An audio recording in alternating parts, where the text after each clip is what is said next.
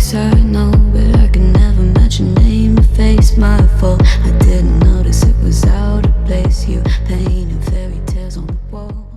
Ciao a tutte e bentornate sul mio canale. Il progetto di oggi è un cestino 1000 usi, perché appunto può essere utilizzato sia come porta piantina, svuota tasche, può essere utilizzato in bagno per mettere le nostre creme, insomma tantissimi utilizzi. E adesso vi faccio vedere nel dettaglio quello che ci occorre per poterlo realizzare. Per questo progetto di oggi, che è veramente facilissimo e soprattutto velocissimo, andrò ad utilizzare un cordino molto grosso, quindi nel caso specifico Inda Big dell'azienda Borgo dei Pazzi, che è da 6 mm, quindi un cordino molto spesso, perché dobbiamo fare in modo che il cestino rimanga molto rigido, ma nello stesso tempo è veramente morbido nella lavorazione.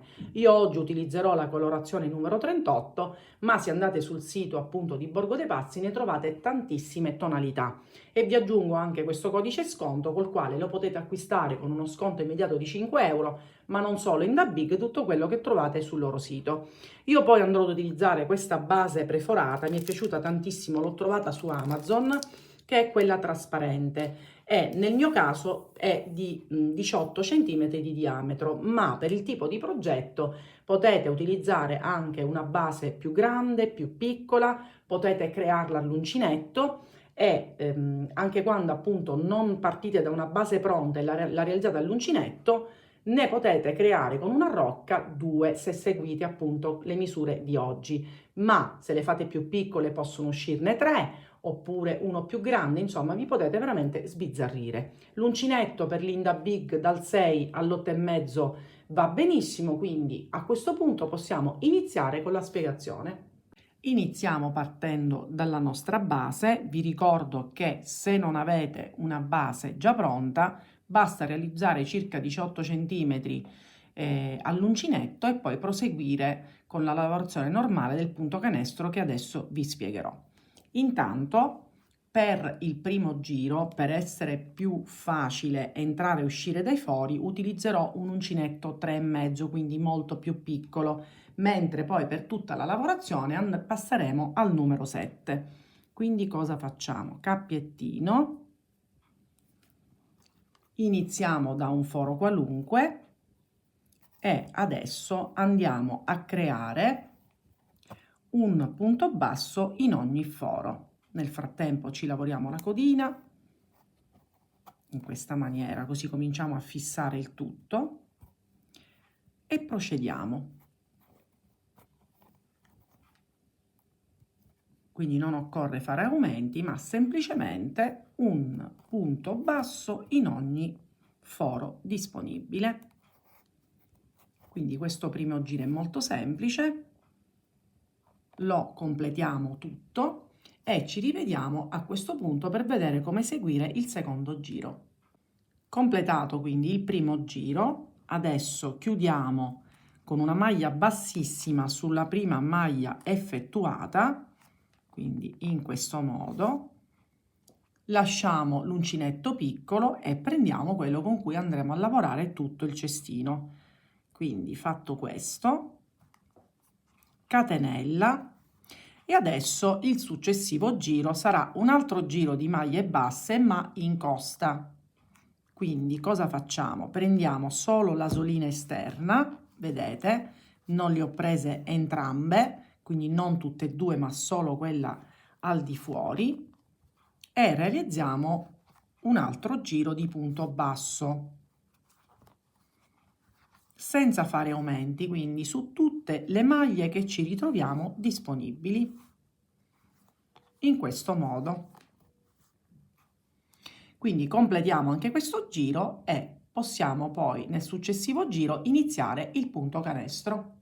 Completato il secondo giro, da adesso in poi non chiudiamo più a punto bassissimo, ma lavoreremo a spirale, ovvero senza chiudere ad ogni giro che noi realizziamo. Quindi cosa facciamo? Intanto vi spiego, molti di voi già lo sanno qual è, come si realizza il punto canestro. Allora, il punto canestro è un'alternanza di punti bassi una volta presi qui alla base del punto e in quello successivo preso normalmente, quindi viene alternato in questa maniera. Ve lo faccio vedere. Quindi il primo punto non va chiuso, quindi si comincia, quindi continuiamo anzi la lavorazione iniziando il punto canestro. Quindi io inizio partendo dal primo, quindi andando alla base e realizzo il mio primo punto. Quello successivo invece viene lavorato normalmente qui dove ci sono le due asoline. Quello successivo ovviamente lo prendiamo alla base perché li dobbiamo alternare, e quello successivo ancora in modo normale, quindi dove ci sono le asoline. Vedete?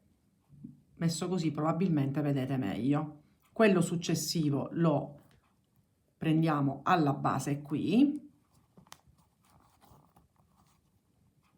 e quello dopo normale, quindi li dobbiamo alternare, queste due tipologie di lavorazione del punto basso, per ottenere questo che è l'effetto, appunto, il punto canestro. Poi il lavoro ovviamente deve essere girato in questa maniera, ma io per praticità i primi giri li lavoro in questa maniera, perché poi nel momento in cui noi giriamo così, quindi lo sistemiamo per bene, questo sarà il nostro risultato. Non so se riusciamo a vederlo a fuoco. Vediamo, cerco di metterlo, ecco così.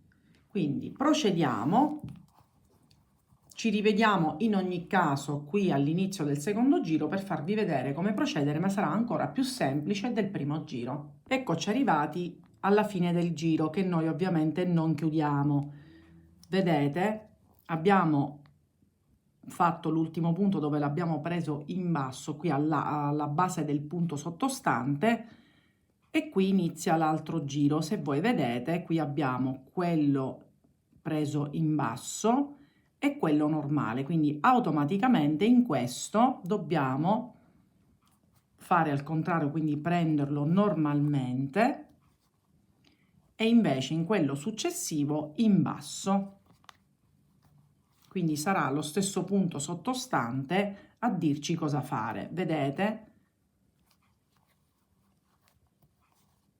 È questo preso in basso, perché questo è stato preso in basso e quindi lo prendiamo in alto, questo è quello normale e si prende in basso.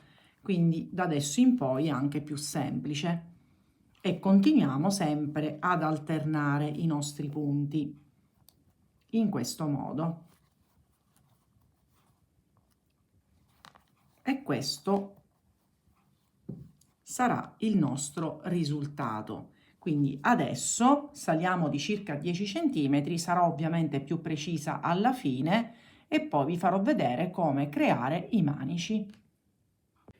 Ed ecco qui, io sono arrivata a 11 cm di altezza, quindi questo è il punto dove abbiamo iniziato la lavorazione, quindi io sto procedendo, quindi sempre col punto canestro. Io cosa ho fatto? Ho diviso a metà e dalle parti centrali mi sono staccata 11 punti, compreso dove abbiamo messo questo marcapunti. Quindi questa sarà la porzione dove noi andremo a creare i nostri manici, ma vi spiego appunto come fare.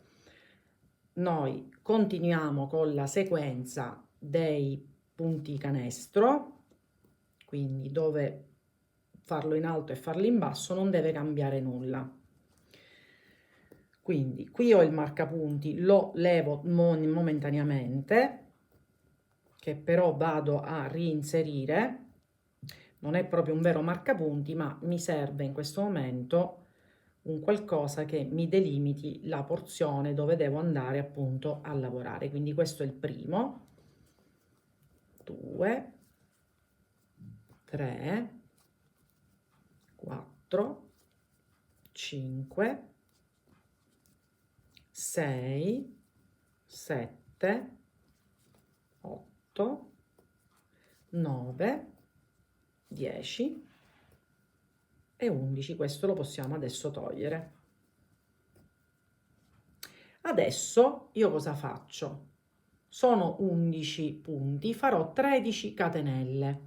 Quindi 1, 2, 3, 4, 5, 6, 7, 8, 9, 10, 11, 12 e 13, quindi un po' più lungo.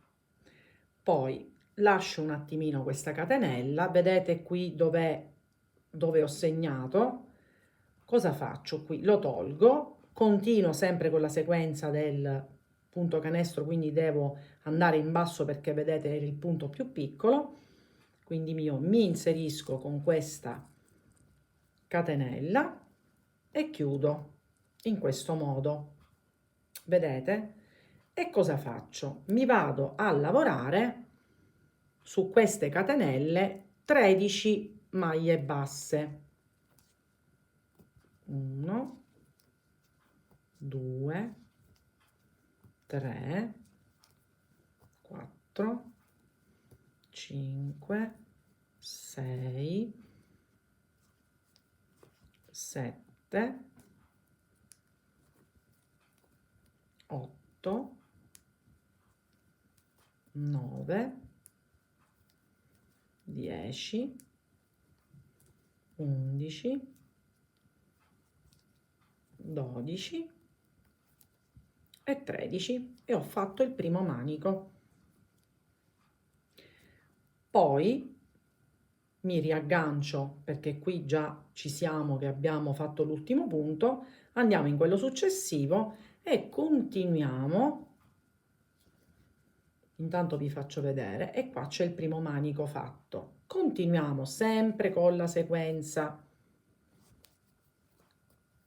in questo modo, quindi dei punti canestro, quindi non interrompiamo la sequenza. Arriviamo quindi all'altro punto e rifacciamo la stessa cosa.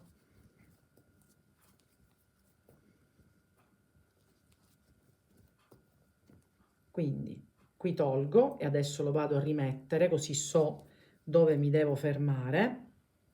Non ha importanza se in quello prima abbiamo il punto diverso perché sono due le tipologie di punto canestro, non vi preoccupate, quindi io qua blocco per sapere dove mi devo fermare e comincio. Questo è il primo,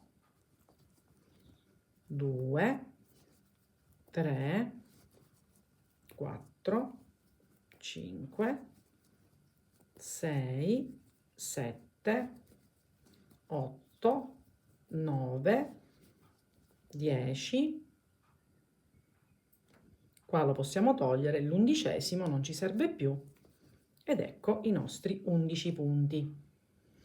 Nuovamente 13 catenelle, 3, 4, 5, 6, 7, 8, 9, 10, 11, 12 e 13. Quindi qua lasciamo. Questo è il punto dove ci dobbiamo inserire, quindi lo tolgo e faccio quello che ho fatto dall'altra parte. Faccio un punto basso nella sequenza che mi tocca e faccio di nuovo 13 punti bassi attorno alle nostre catenelle. In questo modo, come ho fatto dall'altra parte. Quindi le facciamo tutte e poi chiudiamo qui con un punto bassissimo. Abbiamo terminato il nostro cestino, quindi ci vediamo quando abbiamo completato anche questo passaggio. Ed il nostro cestino è completato, vedete quanto è venuto carino. Poi il fatto che ho utilizzato questo fondo trasparente veramente lo adoro. E come vedete alla fine ho utilizzato scarsi 200 grammi di cordino e al massimo arrivate a 2,50 se fate la base all'uncinetto con queste misure. Quindi con una rocca di Inda Big ne riuscite a fare almeno 2 di questa misura, quindi circa 18-19 cm di diametro e 11 in altezza, questa parte qui. Quindi voglio dire, ne vale la pena, anche perché il cordino Inda Big per questo tipo di progetto si presta perfettamente, perché come vedete rimane rigido. Poi questo tipo di cestino può essere utilizzato in bagno per mettere le creme, lo possiamo mettere anche in soggiorno, svuotatasche, possiamo mettere una piantina, veramente gli possiamo dare tantissimi utilizzi. Io penso proprio di creare altri tutorial, magari con delle altre forme, altre altezze, insomma, voi seguitemi, mi raccomando, iscrivetevi sul mio canale e se attivate la campanella, appunto, vi arriveranno sempre le notifiche ogni qualvolta andrò a pubblicare, appunto, un nuovo progetto. Non dimenticate di andare su Borgo dei Pazzi, vi lascio questo codice sconto, così potete acquistare Linda Big con uno sconto immediato di 5 euro, ma il codice è valido per qualunque cosa vogliate acquistare appunto sul loro sito. Date un'occhiata perché ci sono tantissime novità. Se c'è qualche passaggio ovviamente che non vi è chiaro, mi raccomando, mandatemi un messaggio, fatemi sapere se vi è piaciuto il progetto e ci vediamo alla mia prossima creazione.